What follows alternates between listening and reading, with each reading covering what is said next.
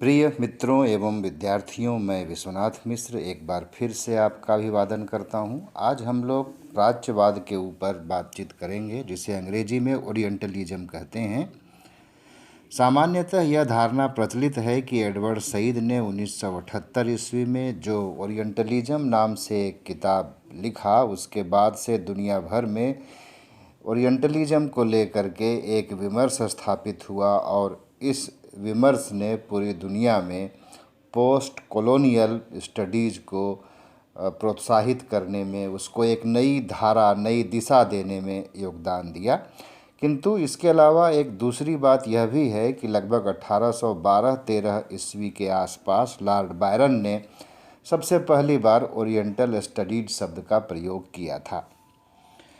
इसके पहले कि हम इस विमर्श में आगे बढ़ें, हमें यह जान लेना आवश्यक है कि हम प्राच्यवाद को परिभाषित कैसे कर सकते हैं।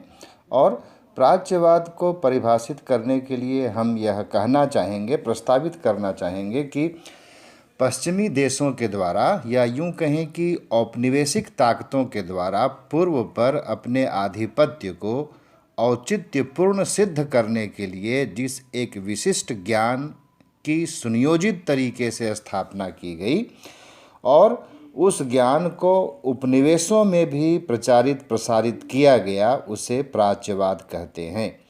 यह चिंतन वाइट मैन्स बर्डन सिद्धांत को और सर्वाइवल ऑफ द फिटेस्ट के रेशियल इंटरप्राइज को वैध साबित करता है। एडवर्ड सईद कहते हैं कि यह ओरिएंट हकीकत नहीं है, यह इमेजिन्ड कंस्ट्रक्ट है।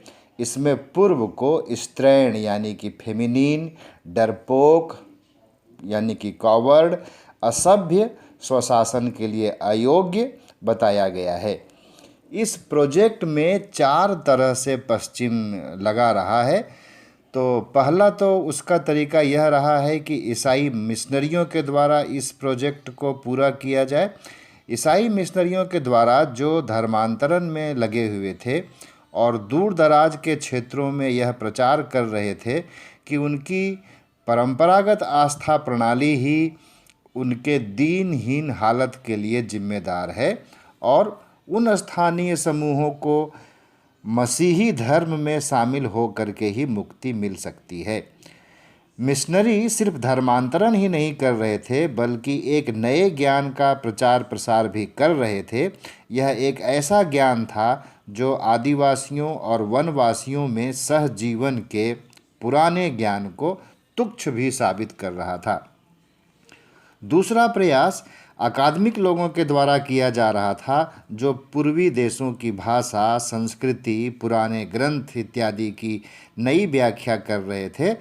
व्याख्या के इस क्रम में वे तथ्यों को तोड़ मोड़ रहे थे और संदर्भ से काट कर अंतर्विरोधों को प्रदर्शित करने में भी लगे हुए थे।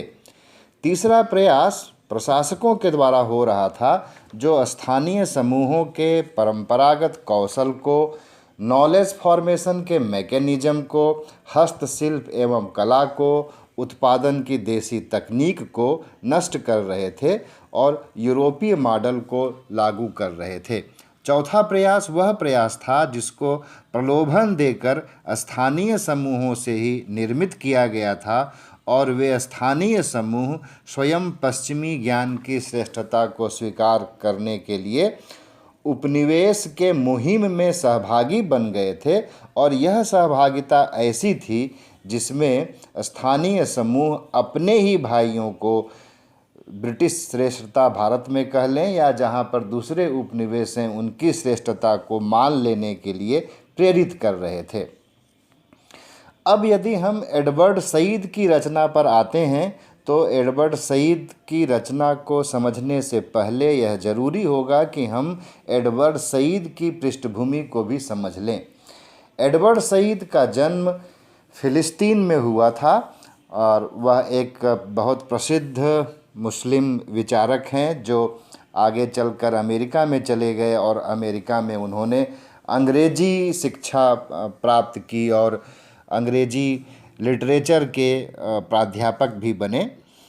उनका जुड़ाव फिलिस्तीन आंदोलन से भी रहा है और एक ऐसी महत्वपूर्ण घटना घटी जिसने उनके लेखन के संसार को, पुराने लेखन की प्रवृत्ति को बदल कर रख दिया। वह बात ऐसी थी कि 1969 में इज़राइल की प्रधानमंत्री गोल्डा मायर ने यह घोषणा किया कि फिलिस्तीन जैसी कोई चीज़ इस दुनिया में नहीं है। यह जो बयान आया गोल्डा मायर की ओर से, और आप सभी जानते हैं कि इज़राइल के साथ पश्चिम की शक्तियां लगी हुई थीं, इन कारणों ने एडवर्ड सईद के लेखन संसार को धीरे धीरे बदल करके रख दिया।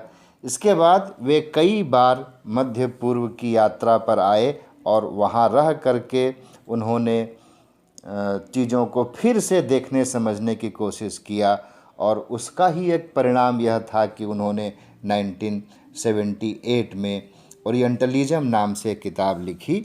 और इस किताब को लिखने के लगभग 15 साल बाद उन्होंने एक दूसरी किताब लिखी। उस किताब का नाम था कल्चर एंड इम्पीरियलिज्म। इसके अलावा उन्होंने कवरिंग इस्लाम नाम से भी एक किताब लिखा है। और इन सभी जिन ग्रंथों का मैंने अभी जिक्र किया है, उसके आधार पर हम यदि समझने का प्रयास करें ओरिएंटलिज्म को एडवर्ड सईद के संदर्भ में, तब हम एक बेहतर समझ बना सकते हैं।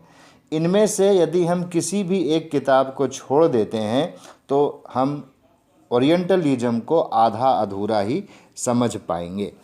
ये जो रचनाओं का मैंने अभी आपके सामने नाम लिया है, इसमें फ्रांसीसी भाषा विज्ञानियों ने और जर्मन प्राच्यविदों ने और स्वैच्छिक ब्रिटिश जो ओरिएंटल रचनाकार थे, जो स्वेच्छा से लगे हुए थे, उनका तो जिक्र नहीं किया गया है, लेकिन ऐसे अनेक ओरिएंटलिस्ट विचारकों का जिक्र किया गया है जिसने खास करके मिडिल ईस्ट के बारे में, इस्लाम के बारे में एक ऐसी अवधारणा बनाने की कोशिश की जो अवधारणा वास्तविक नहीं थी। और जो लैंडस्केप ओरिएंटलिज्म का एडवर्ड सईद ने दिया है, उस लैंडस्केप का आज के समय में इतना विस्तार हो गया है कि प्राच्यवाद के जरिए हम लोग सिर्फ इस्लाम और ईसाईयत के संबंधों को ही समझने का प्रयास नहीं करते हैं, बल्कि पश्चिम का और पश्चिम के उपनिवेशवाद का जो संबंध लैटिन अमेरिकी देशों से रहा है, जो अफ्रीकी देशों से रहा है, जो एशियाई देशों के साथ रहा है और पूरा मिडिल ईस्ट के साथ रहा है, उसको भी हम लोग प्राच्यवाद के जरिए जानने समझने की कोशिश करते हैं। प्राच्यवाद पर अब यदि हम और आगे बढ़ने की कोशिश करें तो हमें यह भी जान लेने का प्रयास करना चाहिए कि प्राच्यवाद जब एक इमेजिन्ड कंस्ट्रक्ट था, तो वह इमेजिन्ड कंस्ट्रक्ट कोई एक दिन में नहीं आ गया, बल्कि वह धीरे धीरे बनता रहा है, विकसित होता रहा है। उसकी एक मैकेनिज़्म है।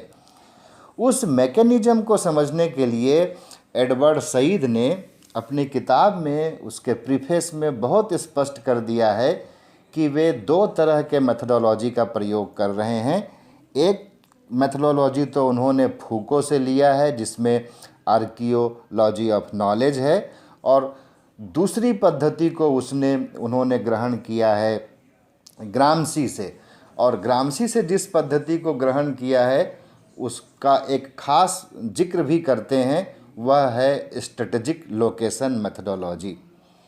अब इन दो पद्धतियों को साथ में मिला करके यदि उस पूरे मुहिम को देखा जाए, जिस मुहिम के अंतर्गत पश्चिम ऐसे ज्ञान को निर्मित करने का प्रयास कर रहा था जिससे उसके वर्चस्व को वैधता मिल जाए, तो हमें कई चीज़ें साफ साफ दिखाई पड़ती हैं। पहली बात तो उसमें यह दिखाई पड़ती है कि इस तरह के पद्धति का जब इस्तेमाल करना है तो हमारे अध्ययन का जो क्षेत्र है वह बहुत अधिक विस्तृत हो जाएगा।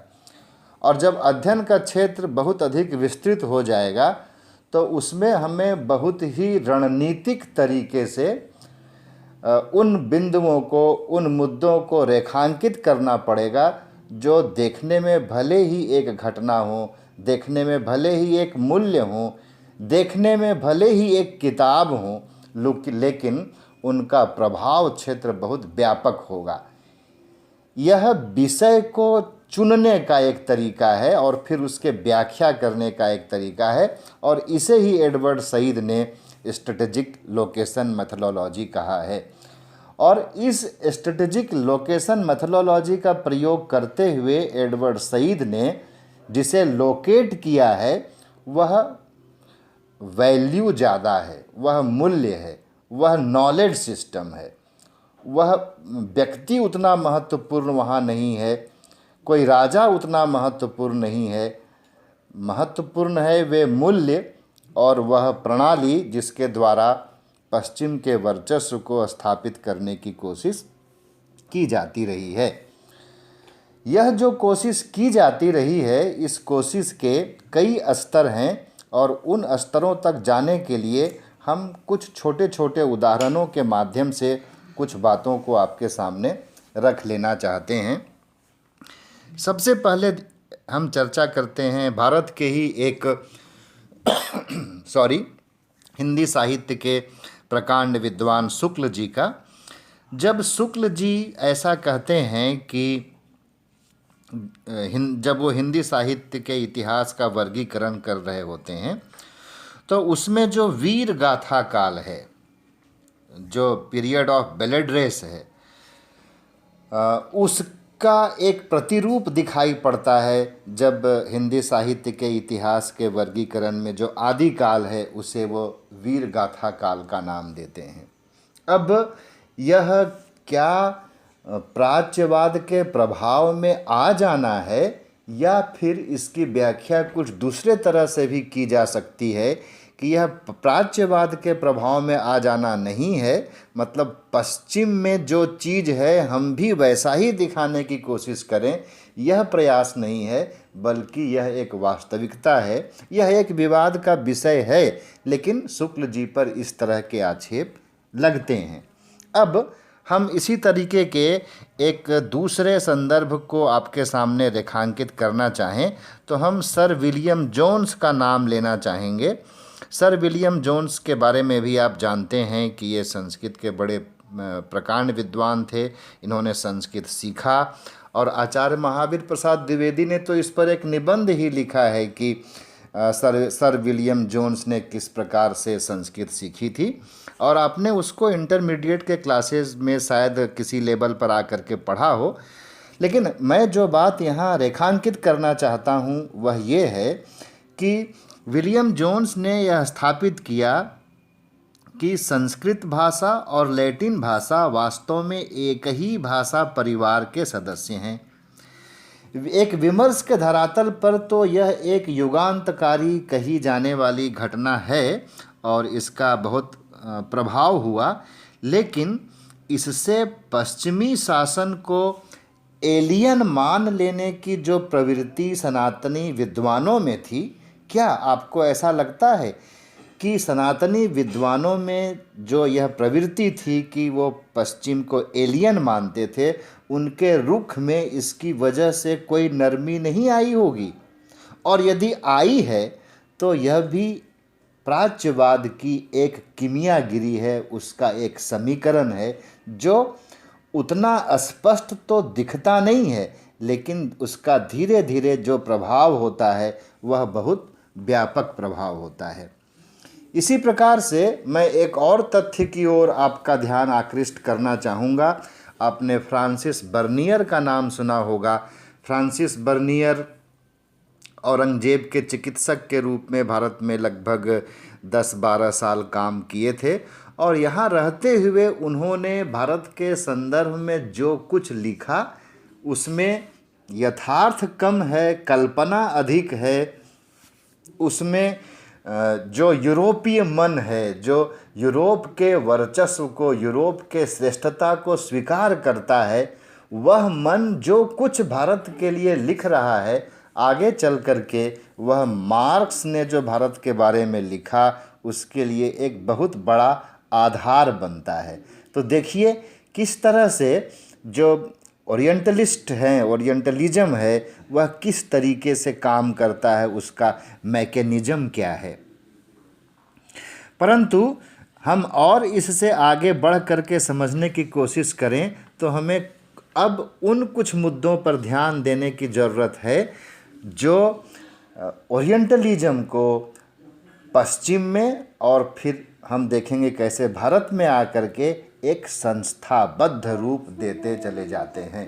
और इस लिहाज से देखें तो जब पश्चिम ओरिएंट की एक कल्पना करता है तो इस कल्पना में वह क्या देखना चाहता है?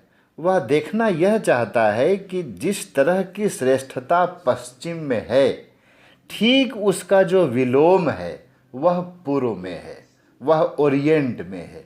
उदाहरण के लिए, यदि रैशनल फैकल्टी में विवेक सबसे महत्वपूर्ण है तो ओरिएंटलिस्ट कहेंगे कि यह जो विवेक है, यह जो रीजन है, वह पश्चिम का गुण है। और ठीक जो इसका विपरीत है, मतलब जो भावुकता है, भावना है, जो इमोशनल होना है, वह पश्चिम का गुण है। इसी प्रकार यदि मनुष्य में पौरुष एक बहुत महत्वपूर्ण गुण है तो जो यह मैस्कुलिनिटी है, जो पौरुष है, वह पश्चिम का गुण है। और जो ठीक इसका विपरीत है, जो उल्टा है, जो स्त्रैण है, फेमिनिन है, नपुंसक है, डरपोक है, वह पूर्व का गुण है। इसी तरह यदि ज्ञान की विभिन्न शाखाओं में विज्ञान सबसे महत्वपूर्ण है, साइंस सबसे ऊपर है, तो वह पश्चिम का गुण है। और ठीक जो इसका विपरीत है, वह जादू, मैजिक, यह सब पूर्व का गुण है। इस तरह का एक वर्गीकरण करके देखें तो यह दिखाई पड़ता है कि जो प्राच्यवाद है वह बाइनरी अंडरस्टैंडिंग पर बनी हुई है, जिसमें जो सेल्फ पश्चिम है वह अपने को श्रेष्ठ साबित करता है और जो अदर है, जो दे हैं, उनको निकृष्ट बताने की कोशिश की जाती है। अब यह जो कोशिश है, इस कोशिश को किस तरीके से खुद अरब देशों में और फिर आगे चल कर के भारत में और दुनिया के अन्य देशों में लागू किया गया, इसके समीकरण सब जगह एक जैसे नहीं हैं। अब यदि हम भारत के संदर्भ में चर्चा करने की कोशिश करें और भारत के उदाहरणों से इसको समझने की कोशिश करें तो हमारे लिए यह बात ज़्यादा आसान हो जाएगी। आप सभी जानते हैं कि भारत में 1781 ईस्वी में एशियाटिक सोसाइटी ऑफ बंगाल बना और वही आगे चल कर के फिर एशियाटिक सोसाइटी ऑफ इंडिया के रूप में स्थापित हो गया। वास्तव में एक व्यवस्थित मुहिम प्राच्यवाद के लिए यहीं से शुरू होती है और इस मुहिम में जो एक बात अभी छूट जाती है, जिसकी ओर हमारा ध्यान यूजिन इर्स्चेक ने आकर्षित किया है। इर्स्चेक का विचार है कि प्राच्यवाद का जन्म पश्चिमी प्रशासकों, बौद्धिकों और देसी बौद्धिकों तथा सामंतों के गठजोड़ से हुआ है। देखिए, इस बात की ओर एडवर्ड सईद ने ध्यान आकर्षित उतना नहीं किया है जितना कि इर्स्चेक ने इसकी ओर हमारा ध्यान आकर्षित किया है। एडवर्ड सईद यह बताने का प्रयास करते हैं कि जो प्राच्यवाद है वह एक आरोपित अवधारणा है और उसमें अधिक योगदान रहा है पश्चिमी प्रशासकों का, वहाँ के बुद्धिजीवियों का और ईसाई मिशनरियों का। लेकिन इर्स्चेक दिखाने की कोशिश करते हैं कि जो प्राच्यवाद है वह एक सहमति से बनी है और उस सहमति में तो एक और पश्चिमी तबका है ही है, दूसरी ओर उसमें जो उपनिवेश हैं वहाँ के बौद्धिक लोग, वहाँ के नवाब या सामंत लोग भी शामिल हैं। लेकिन आगे चल कर के इस चेक का कहना है कि इस समीकरण का जो परिणाम आने वाला था, मतलब इससे जो प्राच्यवाद उत्पन्न होने वाला था, उस पर आगे चल कर के देसी बौद्धकों का और नवाबों का कोई नियंत्रण नहीं रह गया। हम यदि उदाहरण के माध्यम से इस चीज़ को यहाँ समझने की कोशिश करें तो हम देखेंगे कि राजा राम मोहन राय को काफ़ी हद तक, मैं ये नहीं कह रहा हूँ कि पूरी तरह, लेकिन काफ़ी हद तक इस कैटेगरी में खड़ा कर सकते हैं। और यदि हम 1813 ईस्वी के एक्ट का संज्ञान लें, जिसमें 1 लाख रुपया प्रति वर्ष शिक्षा पर खर्च करने का प्रावधान किया गया था, और वह जब ड्राफ्ट बनकर आ गया तब भारत में उस पर जो प्रतिक्रिया हुई, यहाँ का जनसमूह 2 भागों में बट गया। एक भाग वह था जो कहता था कि जो भारत में संस्कृत की शिक्षा है, पुरानी शिक्षा है, उसी को लागू किया जाए, वही उसी शिक्षा को प्रचारित प्रसारित किया जाए। और दूसरा वह तबका था, वह अभिजन तबका था, जिसने यूरोपीय भाषा और तकनीकी शिक्षा की मांग की थी। यह इतिहास के बहुत सारी किताबों में आपने देखा होगा, पढ़ा होगा। और यहाँ महत्वपूर्ण बात यह है कि इसी कैटेगरी में फूले का उपक्रम और अंबेडकर का उपक्रम तो शामिल होता है, काफ़ी हद तक सावरकर का उपक्रम भी इसी कैटेगरी में आता है। बहुत ही व्यवस्थित रूप से भारत में प्राच्यवाद का खेल वारेन हेस्टिंग्स के काल से शुरू होता है, जिसने यह माना कि विजित प्रदेशों पर विजेताओं को अपने कानून से शासन चलाना चाहिए। परंतु यदि आप लॉर्ड लीटन के सती प्रथा के निषेध हेतु बनाए गए कानून को देखें और लॉर्ड रिपन के द्वारा स्थानीय स्वशासन हेतु पहल को देखें, तब क्या इसमें भी हमें प्राच्यवाद की बू आएगी? आपको उसमें प्राच्यवाद की दुर्गंध आएगी? और इसी तरह यदि स्थानीय रोग और यौन संबंधी रोग ब्रिटिश सैनिकों को न हो जाएं, इसके लिए जो नियम कानून बनाए गए ब्रिटिश शासन के द्वारा कि वे स्थानीय स्त्रियों से दूर रहें, क्या इसमें भी हमको उसी प्राच्यवादी सोच को देखना चाहिए जिसमें पश्चिम अपना वर्चस्व स्थापित करना चाहता है, या इसको एक स्वतंत्र तरीके से देखना चाहिए? गुंजाइश तो ऐसी दिखती है कि इसको स्वतंत्र तरीके से देखा जाए और इसमें प्राच्यवादी समीकरण को न जोड़ा जाए। लेकिन इसी मुद्दे को लेकर के जब हम इसी के दूसरे पक्ष पर आते हैं तो हमारा ध्यान जाता है 1793 ईस्वी में ब्रिटिश संसद में बोर्ड ऑफ कंट्रोल के अध्यक्ष हेनरी डंडस ने एक तर्क दिया था। और इस तर्क में उन्होंने कहा, वहाँ वो भाषण दे रहे थे, भारत के संदर्भ में कुछ चीज़ों को प्रस्तुत कर रहे थे, और वहाँ उन्होंने कहा कि ब्रिटिश सैनिकों को और प्रशासकों को आम जनता से दूरी बनाकर रखना चाहिए, क्योंकि जब दूरी बना करके रखते हैं तो आम जनमानस में ब्रिटिश साम्राज्य के प्रति प्रतिष्ठा की भावना बनी रहती है, और यह दूरी जैसे जैसे घटेगी वैसे वैसे ब्रिटिश शासन के प्रति आम लोगों में जो प्रतिष्ठा की भावना है वह भी घटती चली जाएगी। तो देखिए, घटनाएं तो यहाँ 2 तरह की हैं। एक जगह हमको दिखाई पड़ रहा है कि प्राच्यवादी समीकरण नहीं है, और उसी का एक दूसरा पक्ष दिखाई पड़ता है कि उसमें प्राच्यवादी समीकरण है। अब यहाँ आकर हमें यह दिखता है कि प्राच्यवाद का और ठीक उसी तरीके से ऑक्सीडेंटलिज्म यानी कि पाश्चात्यवाद, मतलब यह कि जिस तरीके से पश्चिम ने पूर्व को देखने का प्रयास किया था, ठीक उसकी प्रतिक्रिया में यदि पूर्व पश्चिम को देखने का प्रयास करे तो उसे ऑक्सीडेंटलिज्म कहा जाता है। इस अवधारणा को भी एडवर्ड सईद ने अपनी किताब में खास करके ओरिएंटलिज्म में काफ़ी विस्तार से लिखा है। यहाँ आप ऑक्सीडेंटलिज्म को प्राच्यवाद का विलोम समझ लीजिए। जिस तरह प्राच्यवाद एक काल्पनिक अवधारणा है जिसमें पूर्व को स्त्रैण, नपुंसक, स्वशासन के लिए अयोग्य, भावुक और दब्बू माना गया है, ठीक उसी तरह पाश्चात्यवाद भी एक प्रतिक्रियात्मक रूप से पश्चिम के लिए गढ़ी हुई अवधारणा है जो पूर्व ने उसके बारे में गढ़ा है, जिसमें पश्चिम को बर्बर, प्रदूषक, शोषक और संस्कार विहीन माना गया है।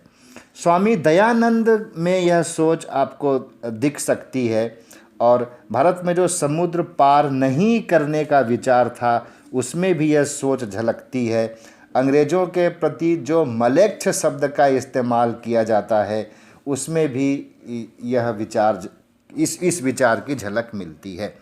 खैर, आइए हम प्राच्यवाद के विभिन्न प्रकारों और पाश्चात्यवाद के विभिन्न प्रकारों की चर्चा कर लें। इस लिहाज से आप रैनन को देखें और लॉर्ड कर्जन को देखें तो वे पहली श्रेणी के प्राच्यवादी दिखेंगे।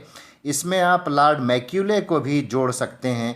इनके प्राच्यवाद में पूर्व का दमन है, पूर्व की संस्कृति को विद्रूप यानी कि डिस्टॉर्ट करने का लक्ष्य है, शासक की संस्कृति को श्रेष्ठ साबित करने और शासितों को असभ्य सिद्ध करने का उपक्रम है।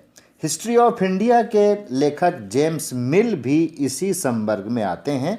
और यदि आप मैक्स वेबर की भारत पर की गई कथित टिप्पणियों को देखें और फ्रांसिस बर्नियर, जिसका पहले ही मैंने जिक्र किया था, उनको देखें तो वे सभी इसी श्रेणी के विचारक दिखाई पड़ते हैं। प्राच्यवादियों की एक दूसरी श्रेणी भी है। इसमें सहमति के जरिए पूर्व को एक सीमा तक उसके वास्तविक पहचान के जरिए समझने की कोशिश हुई है। इसमें आप मैक्स मुलर को रख सकते हैं। बहुत हद तक मार्क्स भी इस श्रेणी में आते हैं। विवेकानंद के लिए तो जैसे इस श्रेणी के प्राच्यवादियों की जो भाषा रही है, उनकी भाषा मतलब स्वयं विवेकानंद की भाषा भी कई बार उसी तरह की भाषा हो जाती है।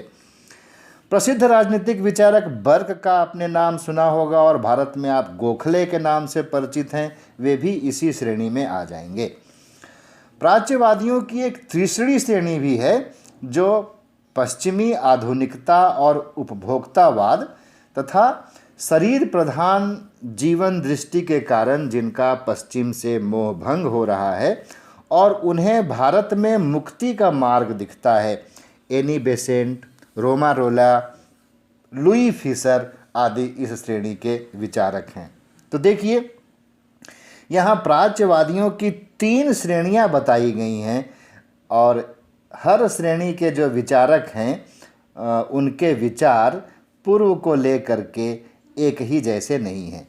जिस तरह प्राच्यवादियों की 3 श्रेणियाँ मैंने अभी अभी जिक्र किया है जिनका, उसी तरह पाश्चात्यवाद की, ऑक्सीडेंटलिज्म की भी 3 श्रेणियाँ हैं। पहला तो वह जो पश्चिम को पूरी तरह नकार देता है, दूसरा वह जो पश्चिम से सुधार की अपेक्षा रखता है और यह मानता है कि उसमें सुधार संभव है, और तीसरा वह पक्ष है जो पश्चिम को स्वीकार तो नहीं करता है लेकिन आर्थिक और तकनीकी कारणों के चलते पश्चिम को अपना लेता है। अब यह जो तीसरा तबका है, यह तबका आजकल कितना प्रभावी है, इस पर आप विचार मंथन स्वयं कर सकते हैं। अब हम कुछ आज की हालातों में प्राच्यवाद की चर्चा कर लेते हैं और ऐसा करने से भी प्राच्यवाद के संदर्भ में हम इसके तहों को अधिक अच्छे तरीके से खोल सकते हैं और यह चर्चा खास करके हमारी भारत के संदर्भ में केंद्रित होगी। उससे जो एक नई प्राच्यवाद से जो एक नई कड़ी यहाँ निकलती है, उसको हम ऐसे समझने की कोशिश करें कि एडवर्ड सईद ने मध्य पूर्व के मुस्लिम समाज को आधार बनाकर और उस समाज का पश्चिम के साथ वर्चस्व और प्रतिरोध का जो रिश्ता था, उसके आधार पर प्राच्यवाद लिखा था। ये बात पहले भी कही गई है। अब देखिए, भारत में जब मुस्लिम विरोध का विमर्श सामने आता है, तब खास करके हिंदू समूह की ओर से यह देखा जाता है कि वह प्राच्यवाद के साथ खड़ा हो जाता है। यानी कि पश्चिम ने जिस तरीके से इस्लाम को विद्रूप करके प्रस्तुत किया है, उस प्रस्तुति में हिंदू समूह अपने को जुड़ा हुआ पाता है और तब हम वास्तव में पश्चिम की भाषा और सोच को वैधता प्रदान करने में लग जाते हैं, उसे सही मानने में लग जाते हैं। ठीक ऐसा ही मुस्लिम समुदाय से भी प्रतिक्रिया होती है जब हिंदू समाज के विरुद्ध प्राच्यवाद का विमर्श चलता है और जिसमें हिंदू समाज के रीति रिवाजों को, प्रथा को, धर्म को, भाषा को विद्रूप करके प्रस्तुत करने की कोशिश की जाती है। तब आप देखेंगे कि जो मुस्लिम समुदाय है वह अपने आप को प्राच्यवाद के साथ खड़ा हुआ पाएगा। इसी तरह से भारत में जो वंचित समूहों का अध्ययन है, जिसे सबाल्टर्न स्टडीज़ कहते हैं, उसमें यदि देखें तो उसमें लिटिल ट्रेडिशन के ऊपर जो ग्रेट ट्रेडिशन का वर्चस्व है और उसका जो लिटिल ट्रेडिशन के द्वारा प्रतिरोध किया जाता है, इसमें भी प्राच्यवाद का समीकरण काम आता है। कैसे, इसको समझ लेने का कोशिश करें हम लोग यहाँ। तो जिस तरीके से प्राच्यवाद में पश्चिम ने पूर्व के ऊपर वर्चस्व स्थापित करने का प्रयास किया, लिटिल ट्रेडिशन का यह तर्क होता है कि जो यहाँ का देसी ग्रेट ट्रेडिशन है वह भी उसी मैकेनिज्म का सहारा ले रहा है और जो लिटिल ट्रेडिशन है उसको दरकिनार कर रहा है, उसको हाशिए पे कर रहा है, उसके नॉलेज सिस्टम को नकार रहा है और उसको बराबरी से सहभागिता नहीं दे रहा है। ठीक इसी तरीके से ग्रेट ट्रेडिशन के द्वारा भी लिटिल ट्रेडिशन को जब अस्पृश्य कहा जाता है, त्याज्य कहा जाता है और शोषित बनाए रखने के मैकेनिज्म का समर्थन किया जाता है, तब भी जो ग्रेट ट्रेडिशन है वह उसी तथ्य को, उसी तर्क को, ज्ञान के उसी मैकेनिज्म को अपना रहा होता है जिस मैकेनिज्म को पश्चिम ने पूर्व के लिए अपनाया था। यानी कि इस मैकेनिज्म के द्वारा हम यह देखते हैं कि जो प्राच्यवाद है वह एक ही तरीके से काम नहीं करता है। काल जैसे बदलता है, जैसे क्षेत्र बदलता है और जैसे लोग बदलते हैं, वैसे वैसे प्राच्यवाद की अलग अलग सतह खुलती है और प्राच्यवाद अलग अलग तरीके से सक्रिय होता हुआ दिखाई पड़ता है। यदि आप प्राच्यवाद के इन सभी समीकरणों पर विचार करना चाहते हैं और इसके भीतर जो छुपी हुई वर्चस्व स्थापित करने की, हेजोमनी इस्टेब्लिश करने की कीमियागिरी है उसको तोड़ना चाहते हैं, तो हमारे पास इसके लिए दो ही रास्ते होते हैं। एक रास्ता तो वह है कि हम स्वयं अपने आप को पश्चिम की तरह बना लें और पश्चिम को चुनौती दें, परंतु इससे तो पश्चिम की ही जीत हो जाएगी। क्यों? क्योंकि जैसा वह हमें बनाना चाहता था हम वैसा बन करके ही उसको चुनौती देंगे। और दूसरा रास्ता है गांधी का।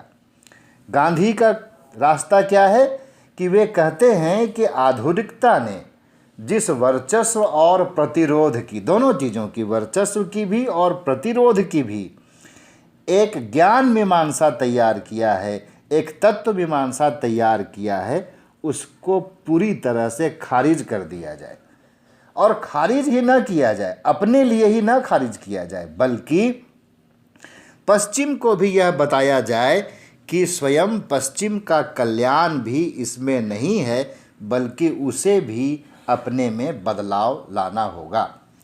बहुत संक्षेप में प्राच्यवाद को लेकर के इसके बहुत सारे समीकरण को आपके साथ मैं शेयर करने की कोशिश किया हूँ। मैं यह दावा नहीं करता हूँ कि यह कोई बहुत अच्छा व्याख्यान बन पाया होगा, लेकिन फिर भी इतना तो अवश्य है कि इस आधारभूत व्याख्यान के जरिए आप प्राच्यवाद के विभिन्न समीकरणों को समझ पाएंगे और आपका जो इस क्षेत्र में अध्ययन होगा वह आपके लिए नई दिशाओं को, नए क्षितिज को आपके लिए खोलेगा। तो मित्रों और विद्यार्थियों, आज के लिए इतना ही। हमारी आपकी फिर से मुलाकात होगी, तब तक के लिए हमें इजाज़त दीजिए। हम फिर मिलेंगे। नमस्कार, जय हिंद।